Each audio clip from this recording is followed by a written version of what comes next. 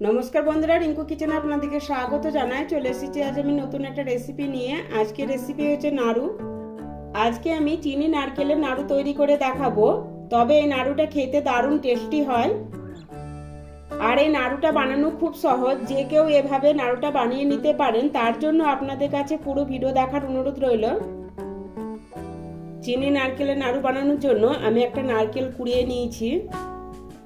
নারকেলটা কুড়ানোর সময় অবশ্যই খেয়াল রাখবেন নারকেলে যে ব্রাউন কালারের স্কিনটা থাকে সেটা নেবেন না, তাহলে নাড়ুটা লালচে কালারে চলে আসবে। একটা নারকেলের জন্য লাগছে আমার 200 গ্রাম চিনি। এবার চিনিটা সাইডে রেখে দিব। এবার গ্যাসের ওপর কড়াই বসে কড়াইয়ের মধ্যে দিয়ে দিলাম কুড়ানো নারকেল আর দিয়ে দিচ্ছি চিনি।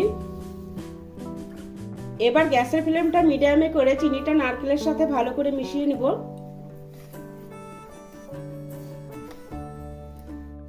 নারকেলের সাথে চিনিটা ভালো করে মিশিয়ে নিয়েছি আর 3-4 মিনিট সময়ে দেখুন চিনিগুলো গলতে শুরু করে দিয়েছে। এই সময় দিয়ে দিচ্ছি হাফ কাপ মতো দুধ আর দিয়ে দিচ্ছি 2 চামচ মতো ঘি। এবার নারকেলের সাথে দুধ আর ঘিটা ভালো করে মিশিয়ে নিব।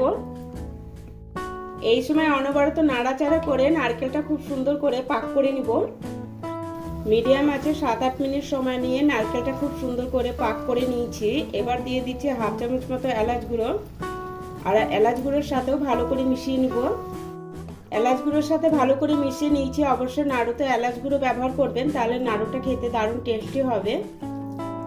মিশ্রণটা দেখুন কড়াই ছেড়ে আসছে। এবার আমি গ্যাস বন্ধ করে নামিয়ে নিব। এবার একটা প্লেট নিয়েছি আর এই প্লেটের মধ্যে অল্প একটু ঘি ব্রাশ করে দিলাম।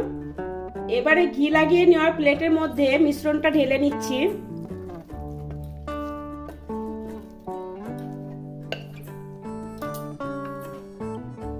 এভাবে একটু ছড়িয়ে দিব, তাহলে মিশ্রণটা তাড়াতাড়ি ঠান্ডা হয়ে যাবে।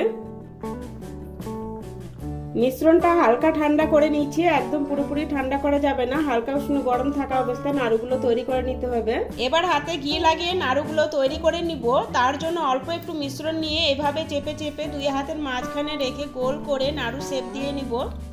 এই দেখুন একটা নাড়ু তৈরি করে নিয়েছি। একইভাবে সমস্ত নাড়ু তৈরি করে তারপর আমি আপনাদের দেখাবো। একইভাবে সমস্ত নাড়ুগুলো তৈরি করে একটা প্লেটের মধ্যে নিয়ে নিচ্ছি।